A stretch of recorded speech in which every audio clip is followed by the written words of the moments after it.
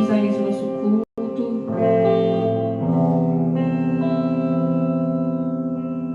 Começar orando, entregando ao Senhor tudo que nós vamos fazer hoje. Senhor Jesus, nós entregamos esse culto ao Senhor. É um culto de Santa Ceia, é um culto onde nós celebramos que o Senhor está vivo, nós celebramos que o Senhor não está morto, mas vive em cada um de nós. Então pedimos que o Senhor venha se fazer presente neste lugar hoje. Pedimos que o Senhor venha abrir os nossos corações. Pedimos que o Senhor venha nos fazer sensíveis à sua presença, sensíveis ao teu toque. Quebrando em nome de Jesus os nossos corações. Tira todo impedimento do teu agir, todo impedimento de nós ouvirmos a sua voz, sentirmos o seu toque. Nós vamos chegar diante de Ti e vamos estar com o coração prostrado e com vontade e anseio de Te adorar, com anseio de entregar a Ti o culto da forma a qual o Senhor merece, a qual o Senhor se agrada, onde o Senhor é engrandecido, onde o Senhor se alegra. Então, que nessa noite nós pedimos, Senhor, se alegra com a nossa adoração, se alegra com a nossa entrega, se alegra com o nosso coração, com as nossas vidas. Em nome de Jesus, Espírito Santo, nós pedimos, seja bem-vindo aqui. E nessa noite nós iremos cantar que nós somos livres, nós temos uma nova vida, nós somos nova criatura, porque através de Jesus nós podemos ser novas criaturas. Através de Jesus nós somos livres para adorar, através de Jesus nós somos livres para agradecer ao nome do Senhor, a nos entregarmos, a darmos o nosso melhor. Então seja bem-vindo aqui neste lugar. Seja bem-vindo, o Senhor único tem legalidade, autoridade para manifestar o teu Espírito. Então que o teu Espírito venha de liberdade aqui, Senhor. Tenha liberdade aqui em nome de Jesus.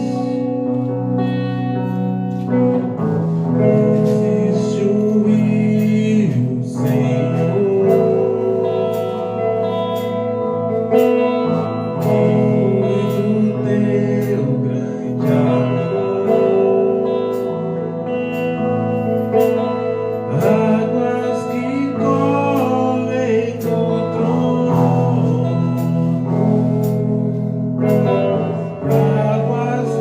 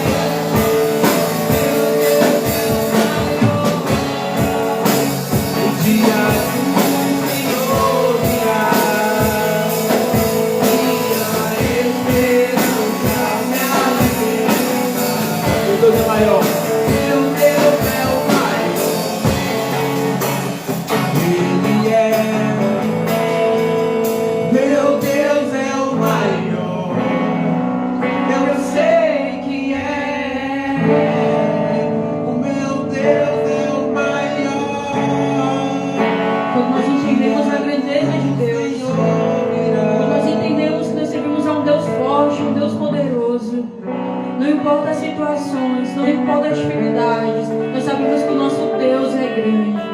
Nós sabemos que o nosso Deus é poderoso e Ele está no controle de tudo. Nós sabemos que nós não temos forças, mas nós sabemos que Deus é o Deus de toda força, de todo poder. Então, em nome de Jesus, diga isso com todo o seu coração, declare essa verdade no seu coração, que Deus é o maior. Ele é o maior.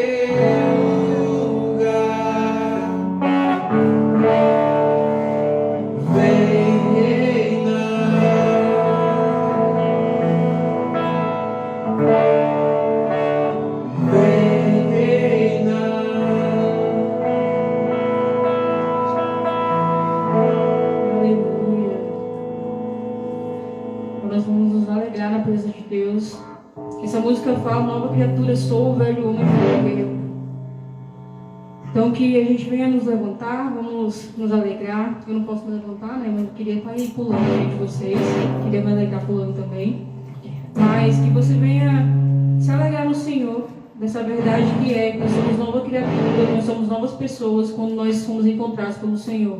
Ele muda nossas vidas. Então quando Ele muda nossas vidas, a gente tem muito motivo para dançar, para pular, para agradecer a Deus, porque Ele transformou as nossas vidas, e aquilo que nós éramos no passado já não vale mais. Aquilo que nós éramos antes já não é mais quem nós somos hoje, porque nós somos uma nova criatura, uma nova pessoa que o Senhor nos criou. Então que cada pulo que você der, venha ser um pulo em cima do velho homem e da velha mulher que você já foi. Amém?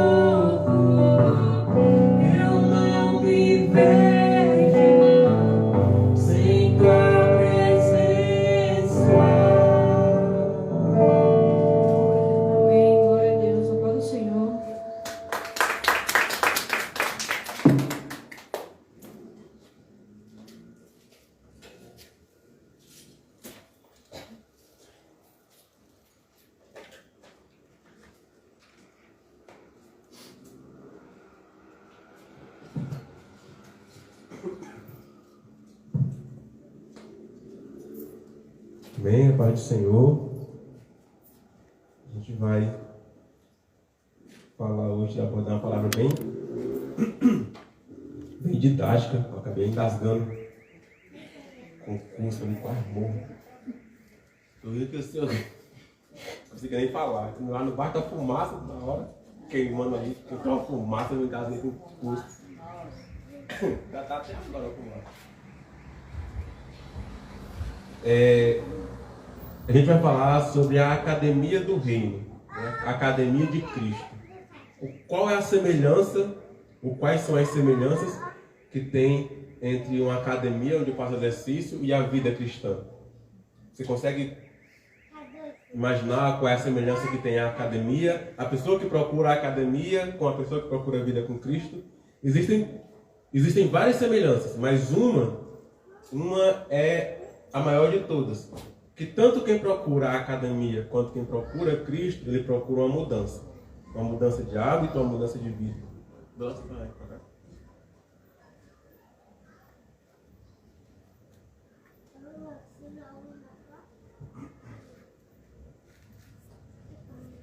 Então ambos que procuram a academia ou a igreja buscam sempre por uma mudança, seja no físico ou no espiritual, mas a busca pela mudança ela existe nos dois lugares. E um princípio para quem quer mudar ou para quem busca por mudança é deixar de fazer as coisas que fazia antes. Se eu quero mudar, então eu tenho que deixar de fazer algumas coisas que eu fazia antes. Quando eu procuro a academia, eu procuro mudar meus hábitos de vida, então eu não vou mais fazer o que eu fazia lá. Quando eu procuro a igreja, eu procuro mudar meus hábitos espirituais, daí eu não vou mais fazer o que eu fazia no mundo, eu não mais faço na presença de Deus, certo? Então, tanto quem busca a academia, quanto quem busca pela presença de Deus, pela vida cristã, tem que entender que não dá mais para voltar a fazer o que fazia antes. Senão não tem mudança, né? Se eu vou malhar, fazer exercício, vou lá, corro sul e volto e como um horror de coisa, não adianta de nada, né? Não vai adiantar de nada se eu voltar a praticar os mesmos hábitos. Do mesmo jeito é a vida cristã. Se eu começo a ser limpo por Jesus e procurando uma mudança de vida e volto e faço as mesmas coisas que eu fiz antes, eu não tenho mudança, eu não consegui nenhuma mudança.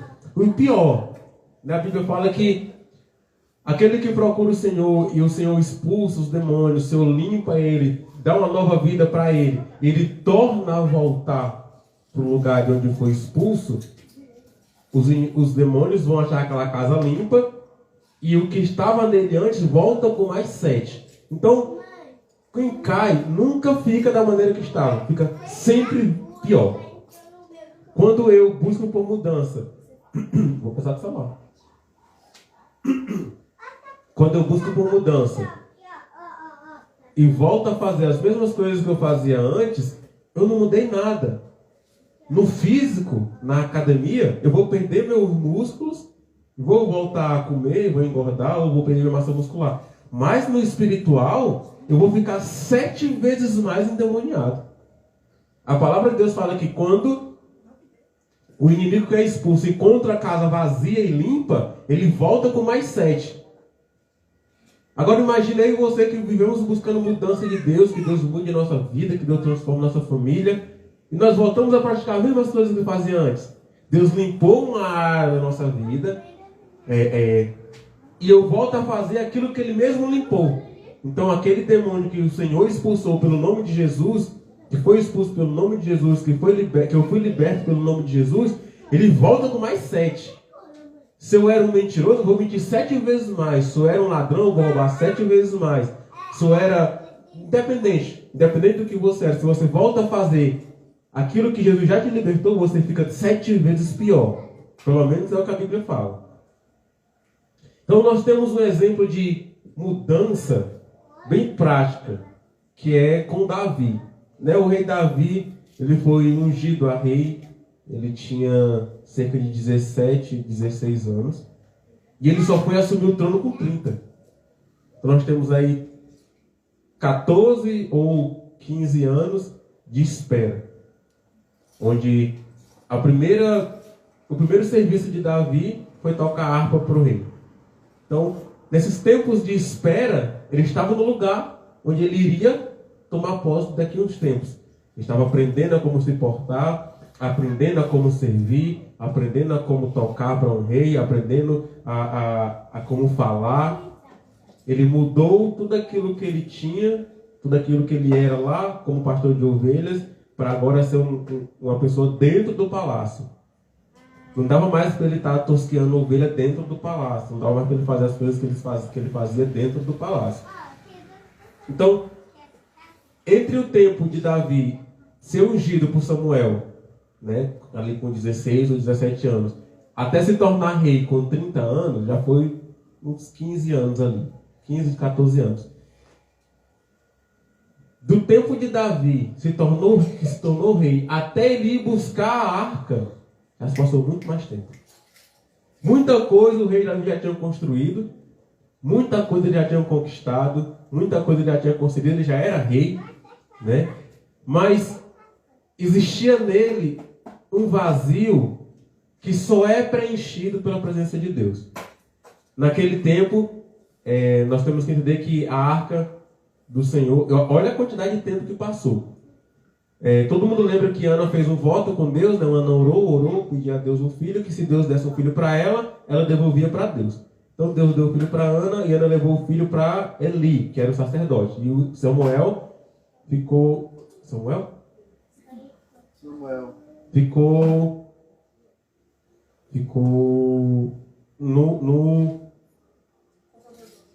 como sacerdote, né? Com o profeta Eli, que era sacerdote também. Depois de um tempo, né, o pecado entra através dos filhos de Eli. Eli morre e as coisas acontecem. As pessoas vão lutar, levam a arca e acaba que por estarem em pecado, eles perdem a luta. E perdem a arca. Então a arca de Deus ela é tomada pelos povos com quem Israel estava lutando, que eu esqueci agora. Os filisteus tomam a arca, levam, e passa muito tempo, até Davi se tornar rei, passa muito tempo que Israel está sem a presença de Deus. Então, Davi cresce, é ungido, depois de 15 anos se torna rei, depois de muito tempo depois, vai buscar a arca. Porque havia nele um desejo pela presença de Deus. E mesmo que Davi tivesse um reino, mesmo que Davi fosse rei, tivesse tudo o que ele quisesse, nada do que ele tinha ou do que ele era podia preencher o espaço que Deus iria preencher nele. Então, nada do que nós tivermos ou formos, você pode ser o mais importante. Se você não tem Deus, você pode ter mansões e dinheiro. Se você não tem a presença de Deus, você vai ser só uma pessoa seca, sem perspectiva de vida e de vida eterna até os últimos dias da sua vida. Vai sempre faltar alguma coisa. Vai sempre estar insatisfeito com algo, porque não tem nada no mundo que preencha o lugar que é preenchido por Deus. Nada. Nem casa, nem carro, nem dinheiro, nem fama, nem nada. Não tem nada que preencha isso. Davi, né, vai buscar a arca. A gente está no exemplo de mudança. Tá bom? A gente está no exemplo de mudança. Davi está indo buscar a arca, né? Vai fazer a primeira mudança. Não tem presença de Deus, ele vai buscar a arca, que é a presença de Deus. Todo mundo sabe que naquele tempo a arca tinha ali a vara de Arão, de Moisés, as tábuas da lei e o maná dentro, que simbolizava a presença de Deus. Então quando eles iam para a batalha, eles levavam a arca, que era a presença de Deus, e ali eles venciam a batalha porque Deus estava com ele. Davi vai buscar a arca e ele arruma os carros de boi e leva o seu povo e pega a arca da casa do cara lá e coloca nos carros de boi e vem numa alegria, num festejo, e saltitando, e a palavra fala que essa alegria, dessa vez que Davi vai buscar a arca, não é uma alegria cuidadosa, é uma alegria displicente. Ele só estava preocupado em levar a arca para casa. A Bíblia fala que um boi tropeça. Eu nunca vi um boi tropeçar. O boi tropeçou e derrubou a arca. Nisso, Uza, né, que era uma das pessoas que estavam com Davi carregando a arca, né, com os bois, para não deixar a arca cair, bota a mão para parar, e ali mesmo o Senhor queima ele, mata ele, fulmina ele. Muita gente acha essa passagem triste, porque, poxa, o cara não deixou a arca cair, Deus foi lá e matou ele. Mas existe um contexto enorme por trás disso tudo. Não foi o pecado somente de Uzá, mas sim o pecado de Davi, como rei, como sacerdote, a displicência de não saber como levar a arca para casa. E daí Davi falou, ixi, matou, não quero mais não. A arca foi e passou 3 meses na casa de Obed-edom. Davi voltou sem a arca, e por 3 meses Davi ficou maquinando como era que ele ia trazer a arca de volta. Como é que ele ia trazer a arca de volta. Quando passa esses 3 meses, Davi, talvez ajudado por Deus, a Bíblia não fala, mas Davi entende o que ele fez de errado e o que ele precisaria mudar. Ele primeiro vai nos sacerdotes, nos levitas, que ele não tinha levado antes, e fala, olha, vocês se aprontem que a gente vai buscar a arca. E é vocês que vão trazer. Então, o chefe de cada família eram os levitas, e eles entraram em consagração para que pudessem ir buscar a arca. E Davi vai mais uma vez buscar a arca na casa de Obed-edom, o qual foi abençoado desde quando a arca entrou na casa dele até o dia que saiu, ele foi abençoado. Tanto é que quando Davi levou a arca para Jerusalém, para a cidade de Davi, ele trouxe Obed-edom com ele para deixar ele cuidando da arca, porque se a arca tinha abençoado ele lá, com certeza ele sabia o que fazer no palácio. Então Davi vai buscar a arca novamente, agora sem os carros de boi. E aqui eu quero abrir um parênteses, que não tem nada que a gente possa fazer de estrutura, templo, cadeira, instrumento, não tem nada que nós possamos fazer que segure ou que suporte a glória de Deus. Nada. Deus, ele fez o homem para se relacionar com ele. Quando Davi entendeu isso, poxa, Deus fez o homem para se relacionar com ele. Então quem tem que levar a arca é o homem. Lá em Números, se eu não me engano é Números ou é Êxodo, falam sobre como a arca deveria ser levada, né? Primeiro iam os levitas com a arca na frente e depois o resto do povo. Então a arca ia levar com os levitas sempre à frente. Então Davi pensa, poxa, eu fiz errado, agora vou fazer o certo. Não é carro de boi, é gente. É gente que carrega a presença de Deus. O animal, a estrutura, a carroça, ela é um meio de locomoção, mas somente eu e você conseguimos carregar a presença de Deus. O óleo ungido que muita gente usa hoje em dia, ele não tem poder. Quem tem poder é o Senhor, através da minha e da sua vida. Esse lugar, essas paredes não tem poder nenhum. Deus não mora nelas, Deus mora dentro de mim, dentro de você. Sou eu e você que hoje, através de Cristo, através do sacrifício perfeito, carregamos a presença de Deus, que Davi lá no fundo, lá atrás, entendeu que não era o boi que carregava a carroça, que tinha que carregar a arca. Era o próprio homem que tinha que carregar. E aí a gente pode pensar assim, homens falhos, né? Eram homens pecadores, mas que se consagravam ao Senhor para fazer aquilo. Davi falou para ele, olha, e para entender essa passagem de Davi, tem que ler Crônicas, tem que ler Reis, tem que ler Samuel, porque é um pedacinho aqui, um pedacinho ali, um pedacinho aqui. Ele vai na casa do sacerdote e fala, vocês se arrume, que nós vamos buscar a arca. Porque ele soube que Obed-edom, onde a arca estava dando lucro para ele. O cara estava colhendo, plantando 10 e colhendo 100, estava sendo abençoado, vamos buscar a arca. descobrir como é que a gente vai trazer a arca sem morrer. E daí, Davi, depois de 3 meses, ele fez o que muita gente não consegue fazer, que é não desistir. Ele fez uma empreitada com o Senhor, que não deu certo. Ele mandou a arca embora e foi embora. Mas não ficou só lá. Ele ficou em casa, talvez no palácio, pensando e analisando o que ele tinha feito de errado para ele mudar e não fazer mais e fazer da maneira certa. E daí Davi não desistiu e foi buscar a arca de novo. Só que dessa vez é tanta coisa que é completamente surreal imaginar isso. A distância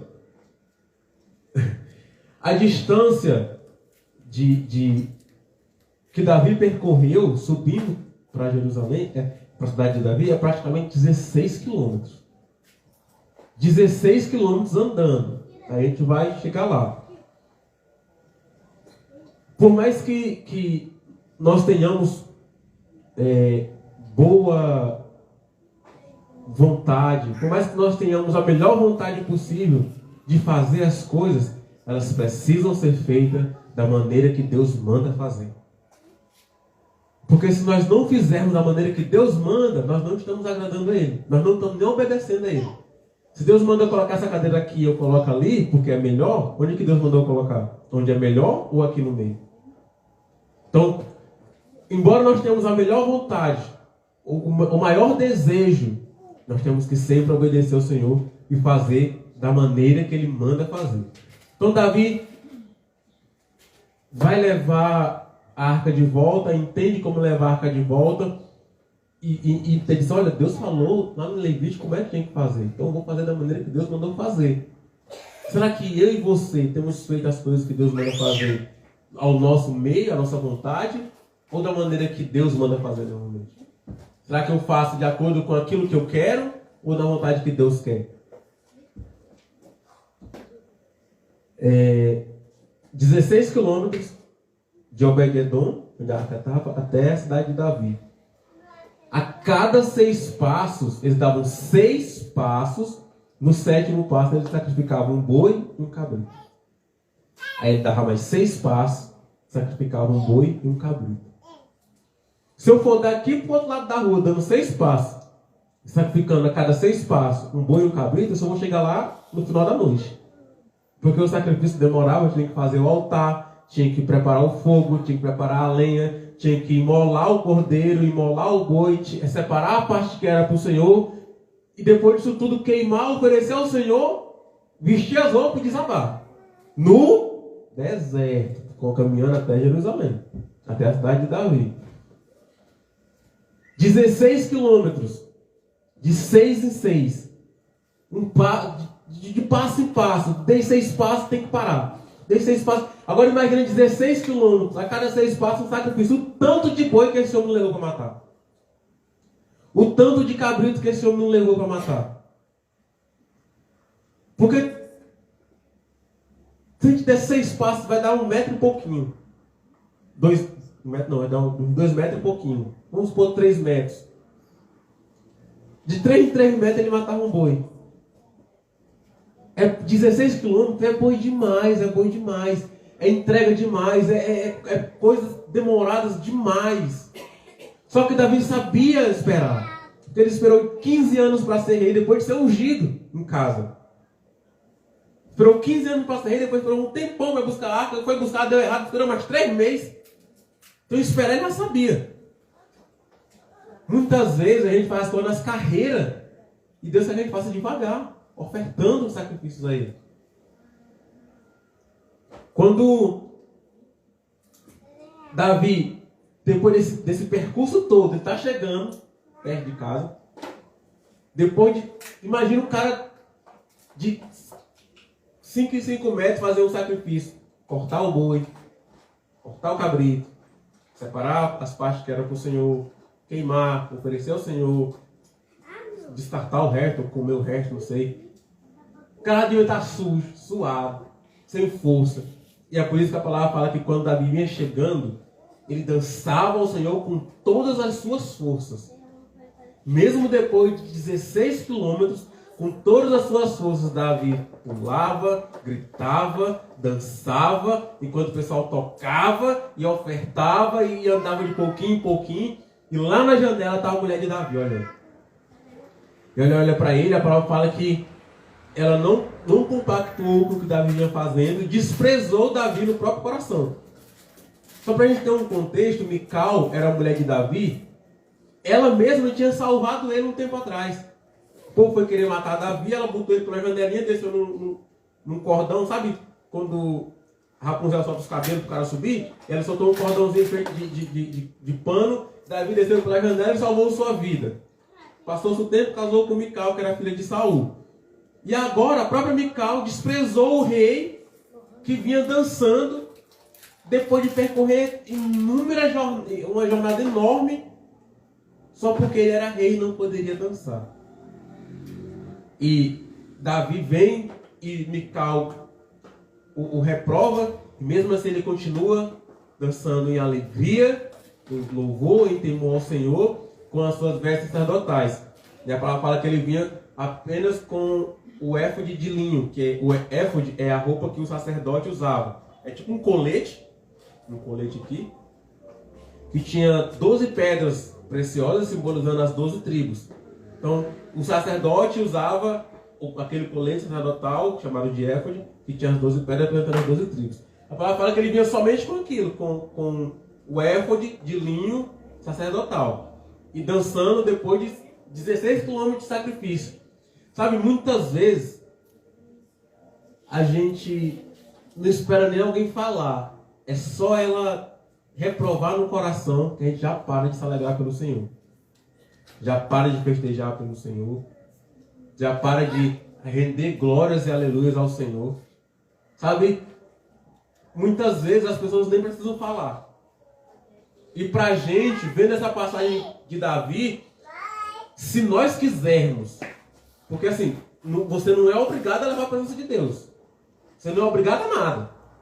Mas se você quiser levar a presença de Deus, tem que desligar o ouvido lá de fora. Tem que fechar os olhos para quem está lá fora. Quem quer levar a presença de Deus não pode ficar dando atenção para o que os outros falam dele. Para que quem está gostando, quem não está gostando, quem concorda, quem não concorda. Se você está levando, como Davi estava, a presença de Deus, o que importa é o que os outros pensam.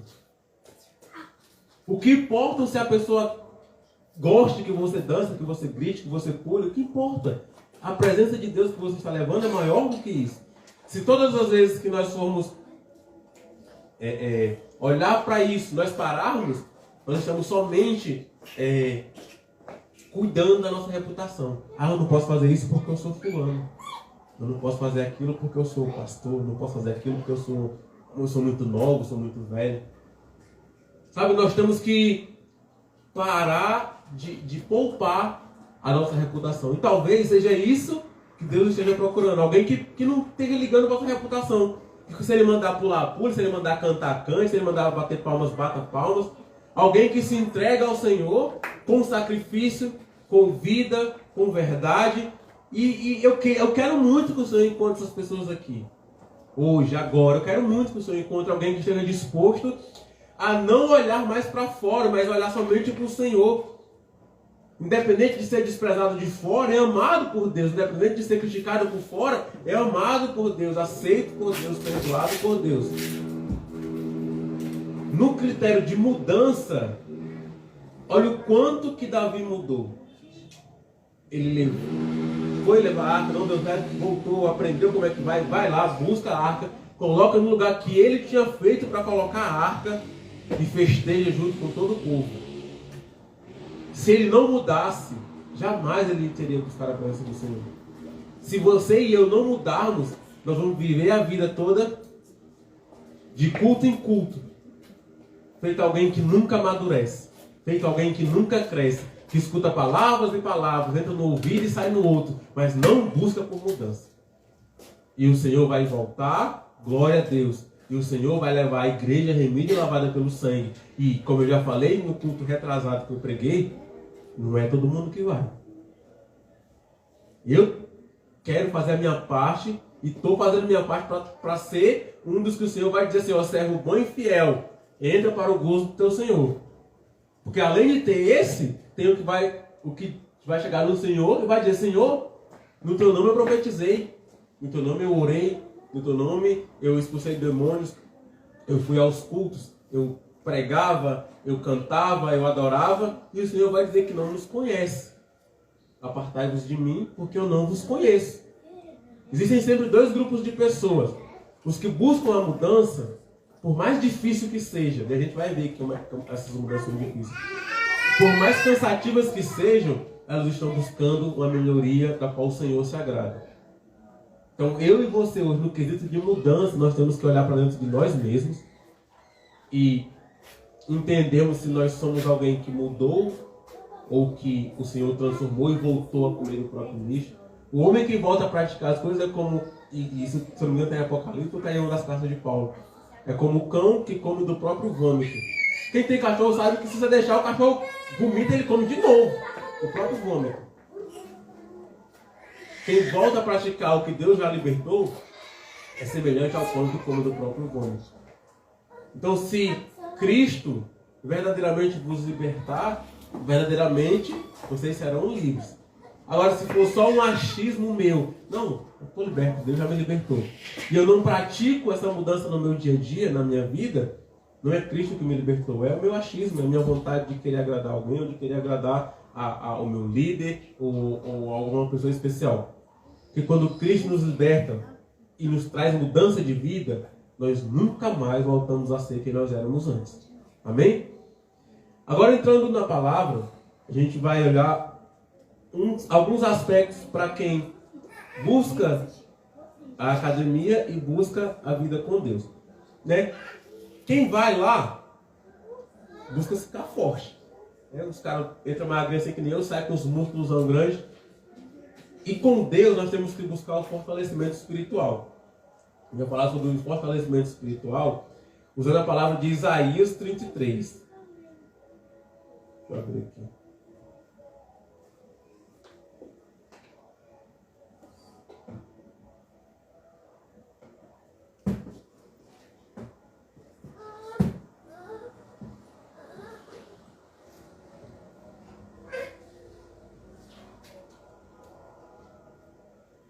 Isaías 33. Sofrimento e salvação, diz o título.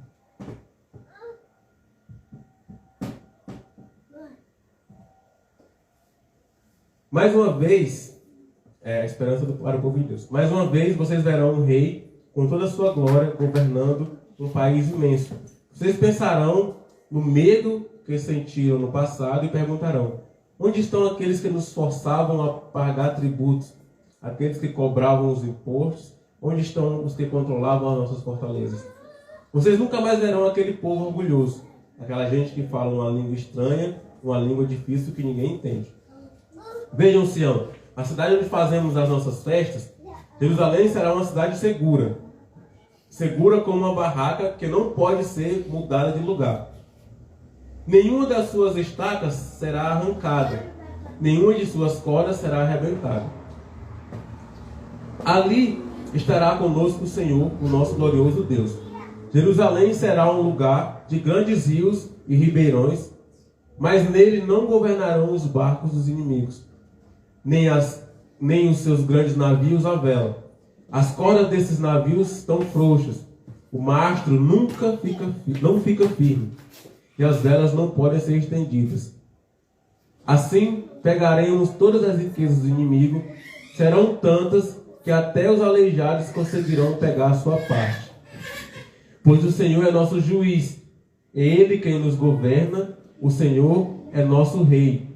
Nenhum morador de Jerusalém ficará doente, e os pecados de todos serão perdoados. Fortalecimento espiritual é quando eu coloco no meu Senhor toda a minha esperança de vida. Tudo aquilo que eu espero no Senhor, todas as bênçãos da eternidade, que eu espero em Deus, fortalecem o meu espírito quando eu as busco na palavra. O fortalecimento espiritual, ele pode ser agregado de várias formas, mas somente a palavra do Senhor é o alimento sólido que pode mudar a vida do homem através do Espírito Santo. Quando eu leio a palavra, o Espírito vai gerando em mim um entendimento. E aquele entendimento vai me fazendo mudar as minhas ações, modificar as minhas ações. E quando eu mudo algo que eu era fraco, tecnicamente eu me torno forte para aquilo. Efésios 6:10 vai falar sobre onde a gente precisa se fortalecer.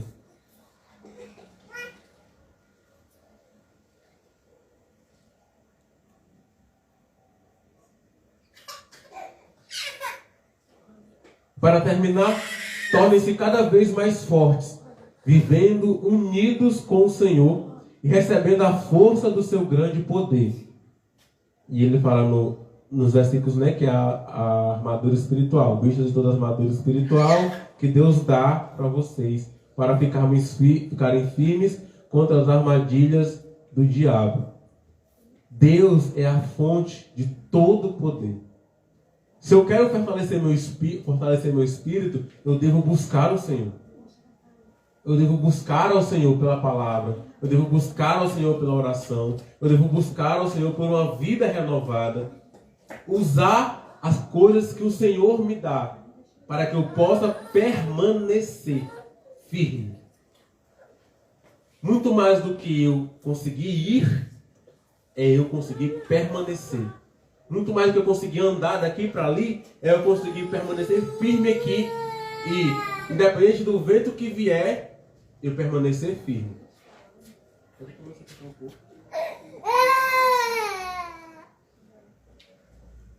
ficar agoniado. Se a palavra de Deus só não tem reverência, eu vou fazer o quê?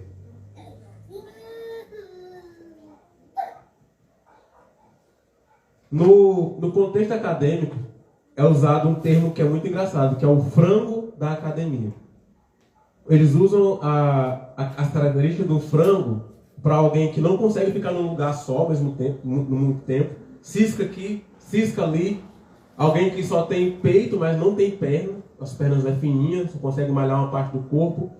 E alguém que faz muito barulho. Só quer estar conversando, trocando de aparelho e que atrapalha os outros. E, infelizmente, acontece um frango espiritual na igreja. Existem pessoas que não conseguem se satisfazer com uma administração ou com um local. Eles pulam de lugar para lugar, sempre procurando alguma coisa que os satisfaça. E suas pernas continuam firmes ou finas. Eles não conseguem nutrir o seu corpo de uma maneira igual. Porque se eu for muito grande em cima e fininho embaixo, minhas pernas não vão aguentar todo o meu peso. Se eu tiver muito conhecimento numa área e pouco na outra, eu vou ser tentado onde eu tenho pouco conhecimento. Então, quando eu consigo entender esse tipo de pessoa na igreja, e que eu sou esse tipo de pessoa, eu preciso dizer assim: Senhor, me mostra o exercício que eu tenho que fazer para fortificar a parte que eu tenho que fortificar. Eu não quero, Deus, estar correndo de um lugar para o outro atrás de profecia, de palavra em palavra, mas eu quero escutar o que o Senhor disse para mim. Efésios também 4:14 vai nos dar uma ideia.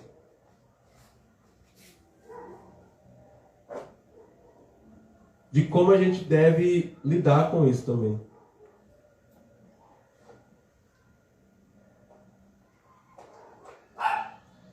Para que não sejamos como meninos, agitados de um lado para o outro e levados ao redor por todo o vento de doutrina, pela artimanha dos homens e pela astúcia com que induzem ao erro.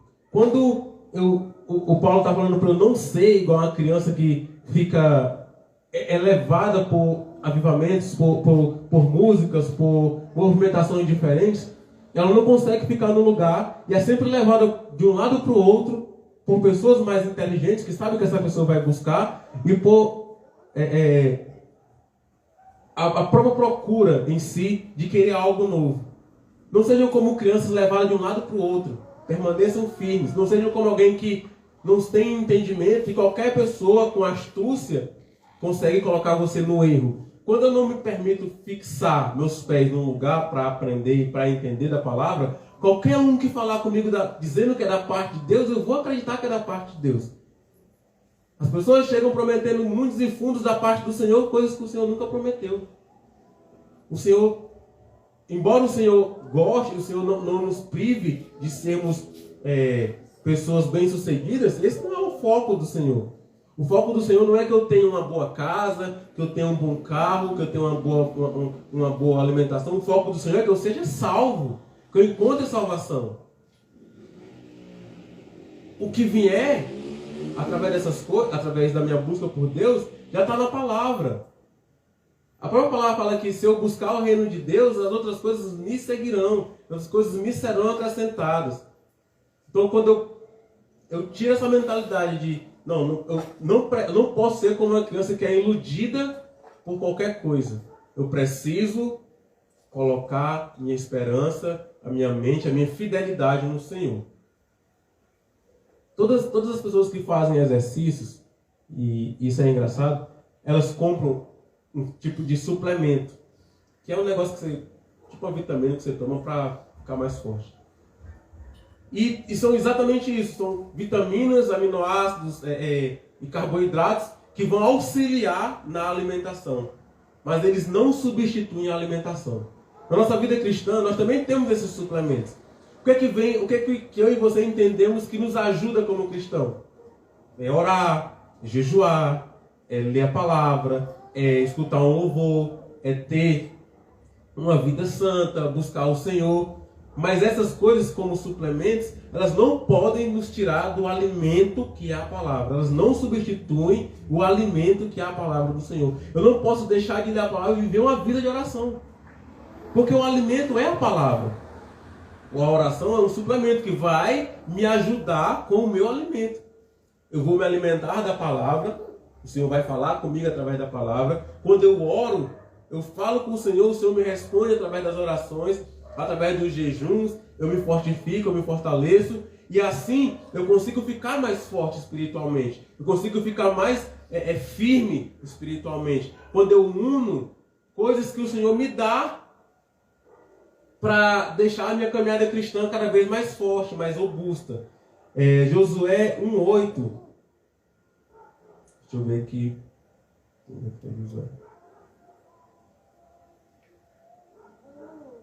Josué 1:8 fala assim: não cesses ou não aparte da tua boca o livro desta lei. Antes, medita nele dia e noite, para que tenhas de cuidado de fazer segundo tudo qual nele está escrito. Então farás prosperar o teu caminho e serás bem-sucedido. Não te mandei eu ser forte e corajoso. Não temas nem te espantes, porque o Senhor, teu Deus, é contigo por onde quer que andes. Quando eu entendo que a leitura da palavra vai me trazer a certeza que Deus está comigo, nada pode me tirar essa certeza. Mas essa certeza vem através da palavra. A oração ela é um forte aliado do cristão. A palavra fala que nós temos que orar e vigiar. Porque nós não sabemos nem o dia nem a hora que o Senhor virá. O alimento essencial do cristão é a palavra. A oração e o jejum são aliados no nosso alimento, que é a palavra. E assim nós conseguiremos cada vez mais ficar fortes e termos a certeza de que o Senhor, Ele é o nosso socorro, de que o Senhor, Ele nos tira todo medo, de que o Senhor vai nos conceder a vitória que, muito mais do que a nossa vitória diária, é a nossa vitória de chegar e permanecer do lado dele no grande dia do Senhor. Junto com essa alimentação, nós podemos imaginar uma dieta, é bem engraçada, a dieta de Cristo. Que é, o que Cristo pede para eu me alimentar? O que Cristo pede para eu comer? O que Cristo pede para eu fazer? Eu sei que quando eu estou em Cristo eu gero frutos do Espírito. Eu tenho que me alimentar desses frutos que eu gero. Eu tenho que permanecer com esses frutos. Eu gero paz, amor, paciência, temperança. Eu preciso me alimentar disso. Eu preciso me alimentar da palavra. Até o próprio Jesus, ele se alimentava das Escrituras. Ele, com 12 anos, na sinagoga, ele já explicava as Escrituras para os mestres da lei. Ele tinha um conhecimento, embora ele fosse filho de Deus, ele passou por todo o processo que o judeu deveria passar, aprendendo as Escrituras, seguindo o sabate, fazendo menções aos profetas. E quando chegou o tempo dele assumir o seu propósito, ele falou: que as Escrituras se cumpriram, porque o cara que vocês estão falando sou eu, cheguei. Então, a nossa alimentação enquanto cristãos, para fortificar o nosso espírito, não pode ser outra a não ser a palavra de Deus. Porque quando eu leio a palavra, eu vou ter até argumentos para orar ao Senhor. Eu consigo orar ao Senhor confiante, porque eu li na palavra que o Senhor me escuta, que o Senhor me ouve, que o Senhor me atende, que o Senhor não me desampara. Que a alegria do Senhor é a minha força. Com tudo isso, nós vamos atingir os nossos objetivos. O nosso maior objetivo enquanto cristãos é chegar na glória. É permanecer firmes até que o Senhor venha e nos leve para a Nova Jerusalém. Nos faça andar por ruas de ouro, nos faça ver face a face a sua glória que brilha mais que o sol. O nosso maior objetivo é esse. Em 1 Timóteo, ele cita alguns objetivos dos quais nós temos que nos alegrar, dos quais nós temos que seguir. 1 Timóteo 4,15.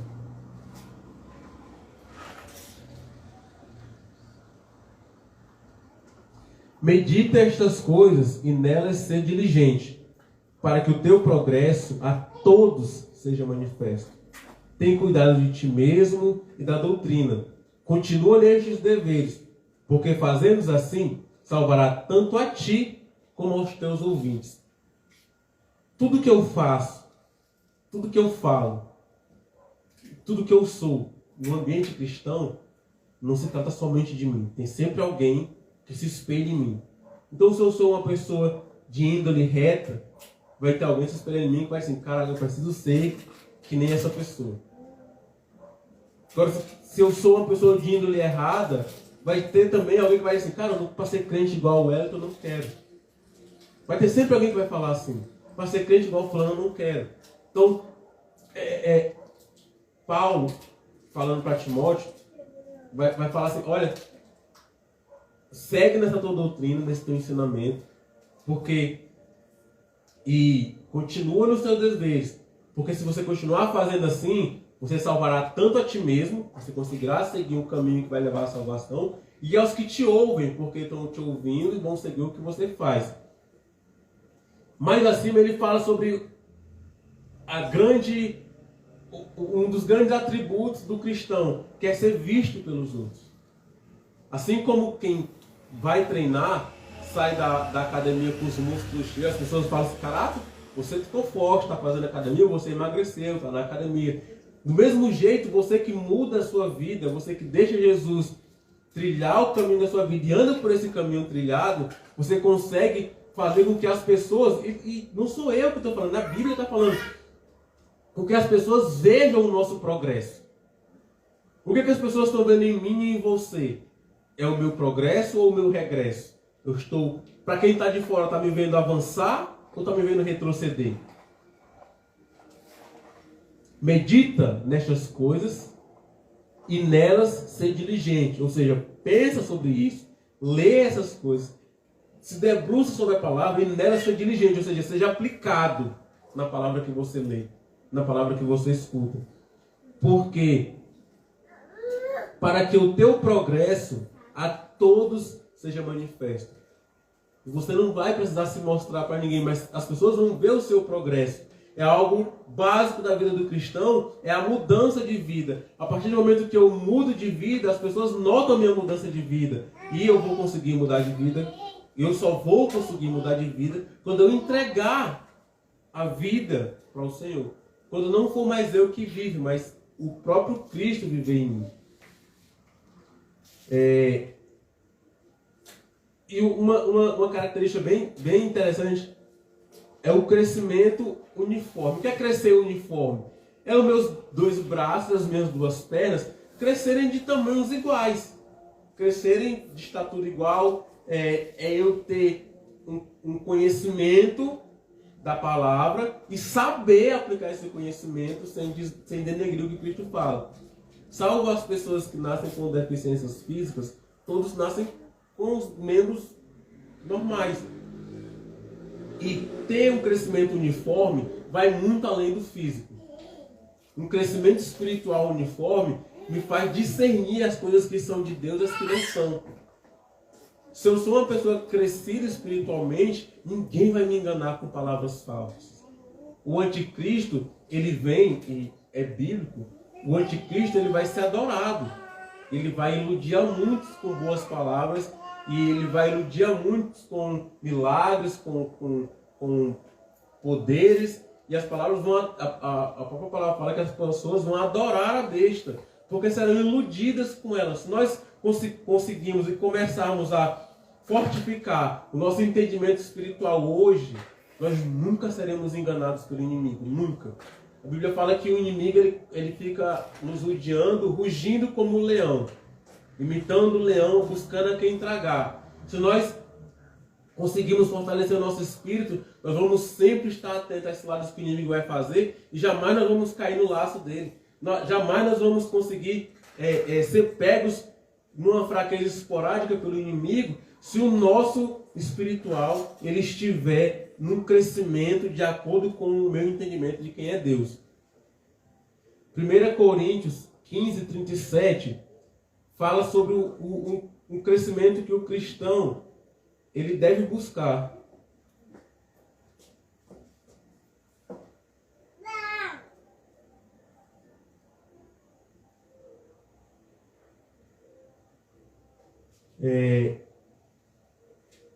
Paulo estava falando sobre a ressurreição, né, para a igreja de Coríntios. Eles falavam que era difícil acreditar que eles ressuscitariam com Cristo depois que morressem. Aí Paulo está falando aqui sobre a ressurreição e no versículo 37 ele fala: e quando vocês semeiam, vocês não semeiam o corpo que há de ser, mas o simples grão, como de trigo ou de qualquer outra semente. Mas Deus lhe dá o corpo como lhe aprouve dar a cada uma das sementes o seu corpo apropriado. Quando a gente planta, nós não plantamos a árvore que vai crescer. Eu não planto a árvore já pronta, eu planto a semente. E essa semente ela vai crescer com o corpo que ela tiver que crescer. Então o meu crescimento ele vai ser uniforme quando eu for plantado às margens do rio da vida do Senhor, às margens de águas purificadoras, igual a gente cantou, que vão nutrir o meu interior, vão nutrir o meu espiritual. Eu vou crescer com o corpo que Deus quer que eu cresça, espiritualmente falando. Eu vou conseguir crescer e olha que a palavra fala assim, que Jesus ele ia crescendo em graça e em sabedoria. Ah, mas era Jesus. Lá na frente, Pedro fala assim, olha, vocês precisam crescer também em graça e em conhecimento de quem Deus é. Eu não posso ficar escondido na graça de Deus, que passa a mão sobre os meus pecados, encobre os meus pecados, mas eu não busco conhecer quem Deus é. É muito bom viver no tempo da graça, de não ter que estar levando sacrifícios para alguém matar, de não ter que estar seguindo a risca a lei dos 10 mandamentos. Já pensou se nós tivéssemos que seguir a risca os 10 mandamentos? A risca mesmo, a risca.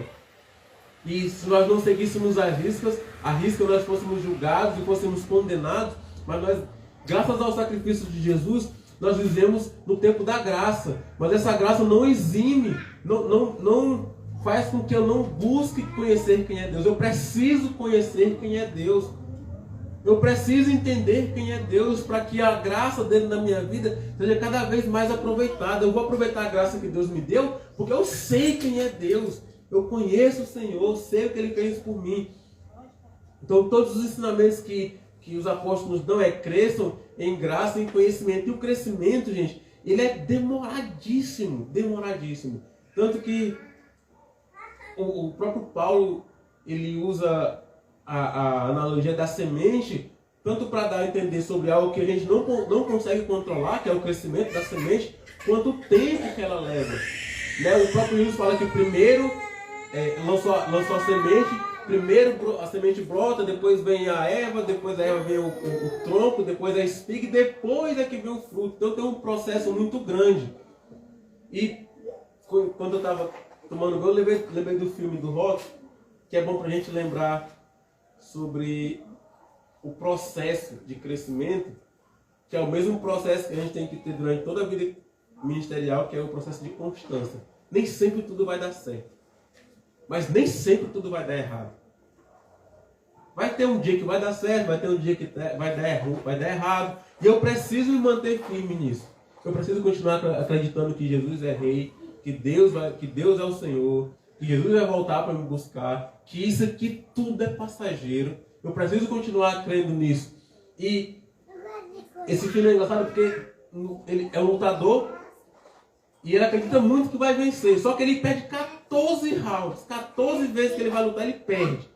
No último combate, no último round, ele ainda cai junto com o cara ainda. Ninguém sabe o que ganhou, mas quando todo mundo pensou que ele tinha perdido, no 14º round, já na 14ª vez que ele tentou, a musiquinha da vitória dele começa a tocar e ele levanta e se torna vitorioso. Então, com isso, eu queria que nós entendemos que a gente vai até nos tornar uma estatura de cristão perfeito, que Paulo fala, nós vamos bater muita cabeça ainda. Nós vamos bater muita cabeça, nós vamos precisar ter muita graça e misericórdia do Senhor, ter muita fé que Deus vai conseguir nos alcançar. Nós vamos precisar, e o mais principal de tudo, assim como quem faz exercício físico, não pode desistir no meio do caminho. Porque senão perde todo o progresso que já teve.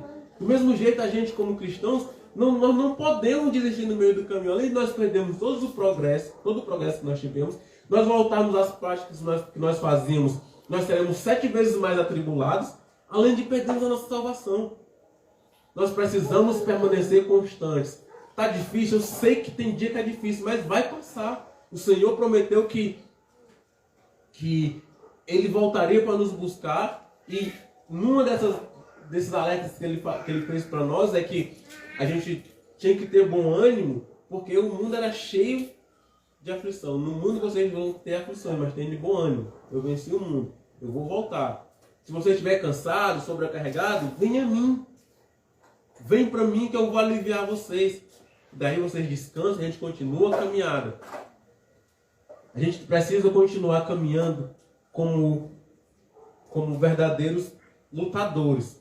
Com alguém que batalha, alguém que busca, alguém que sabe que amanhã vai estar melhor que hoje, que depois de amanhã vai estar melhor que amanhã, e continuar buscando viver no caminho do Senhor.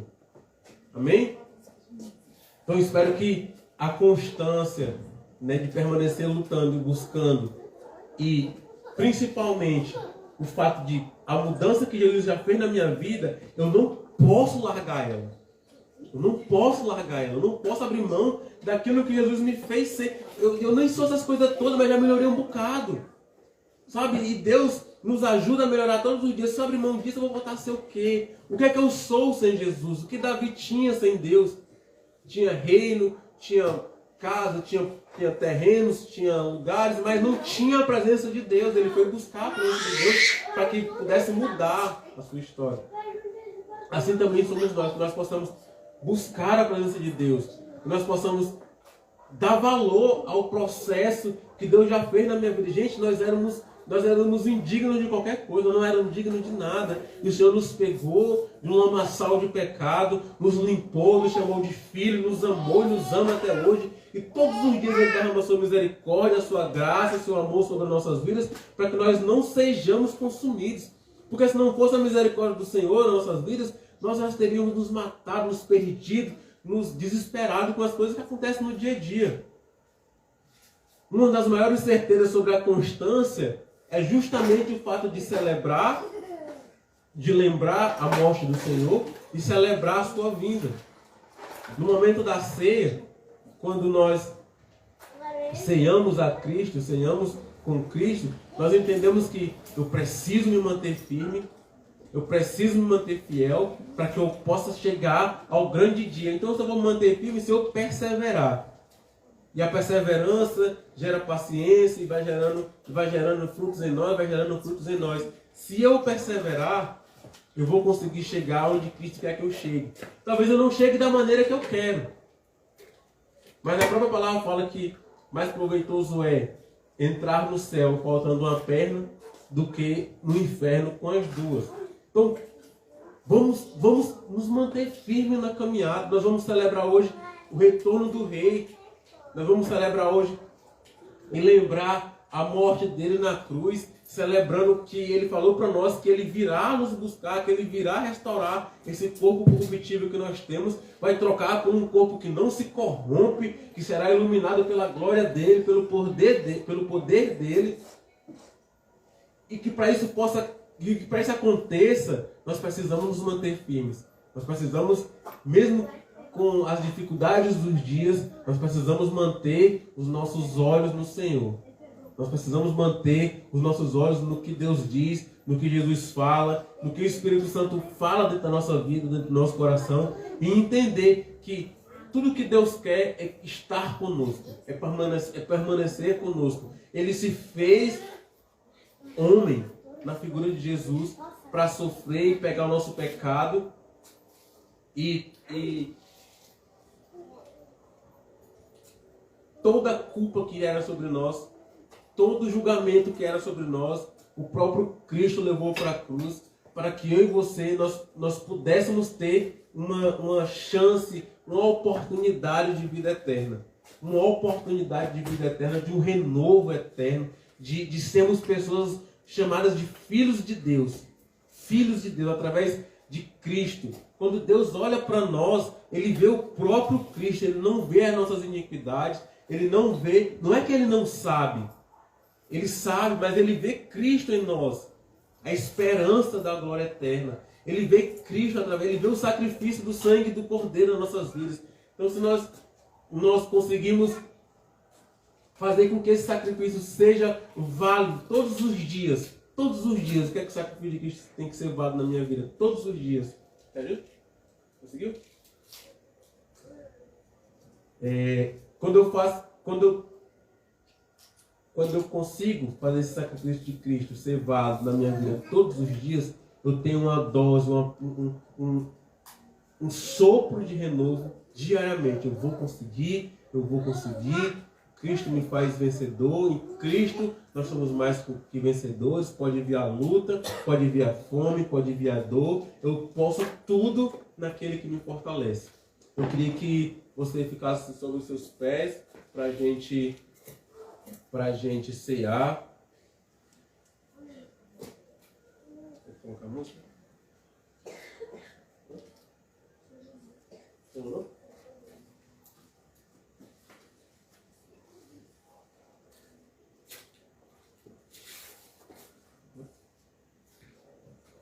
Então eu queria que você que vai cear, você ficasse de pé. A gente vai orar, apresentando os elementos. E a gente vai pedir ao Senhor que nos dê um sopro de esperança, um sopro de vida, um sopro de renovo nesse dia. Que a ceia do Senhor venha animar o nosso coração, que ela venha aumentar a nossa fome por Jesus, que ela venha aumentar o nosso desejo de buscar a Cristo. Amém? Seguimos?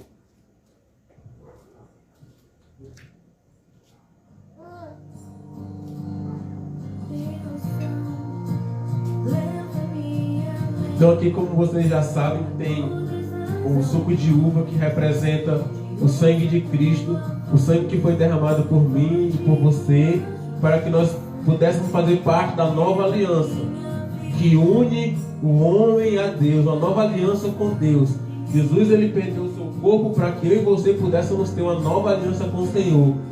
Que nessa noite nós possamos ser renovados pela Santa Ceia, que nós possamos ser renovados pelo Espírito do Senhor. A gente vai orar. Eu queria que você fechasse seus olhos e nesse momento você se analisasse e você pedisse perdão ao Senhor pelas coisas que você possa ter feito ou não, e que você possa, em nome de Jesus, imaginar esse momento como um renovo na sua vida. Pai, em nome de Jesus, aqui nós estamos ministrando a tua ceia, que nós possamos, Pai, entender que esse cálice, ele é um cálice que foi entregue por nós, Pai, para que nós pudéssemos ter uma mudança de vida, para que nós pudéssemos ter um renovo espiritual. Em nome de Jesus, Pai, que ao provar o Teu sangue e do Teu corpo, nós possamos ser renovados espiritualmente, Pai. Aumenta a nossa força espiritual, aumenta a nossa chance de caminhar contigo, aumenta, Pai, em nome de Jesus. Nós não queremos nada além da Tua presença, Senhor. Nós Te damos tudo que nós somos, Senhor. Nós Te entregamos tudo que nós somos, Senhor, para que o Senhor possa fazer como bem o Senhor entender com a nossa vida. Pai, toma nas Tuas mãos a cada um que vai participar dessa Santa Ceia, Senhor. Cobre com a Tua glória, com o Teu poder, com a Tua majestade. Que enquanto nós ceiarmos, Pai, o Teu Espírito possa adentrar o nosso corpo e fazer morada mais uma vez, Pai. Que o Senhor possa acender a chama, Pai, que queime em nós, Pai. Que o Senhor possa aumentar, Senhor, o fogo do Teu Espírito, a vontade de saber a Tua palavra, a vontade de orar, a vontade de louvar, de cantar, de dançar, de gritar, de permanecer na Tua presença. Assim nós oramos ao Senhor e agradecemos porque sabemos que o Senhor nos escuta e o Senhor nos atende. Amém?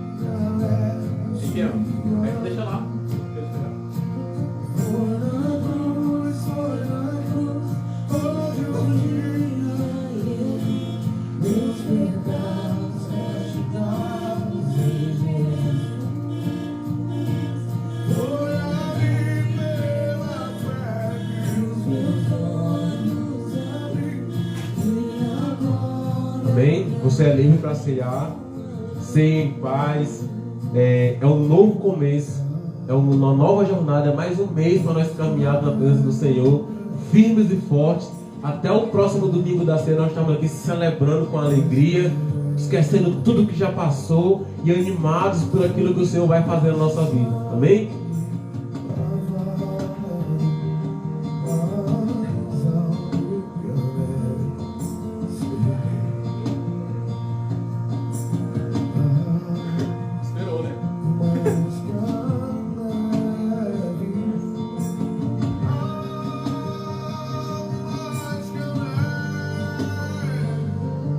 Se as crianças quiserem mais, tem mais som aqui.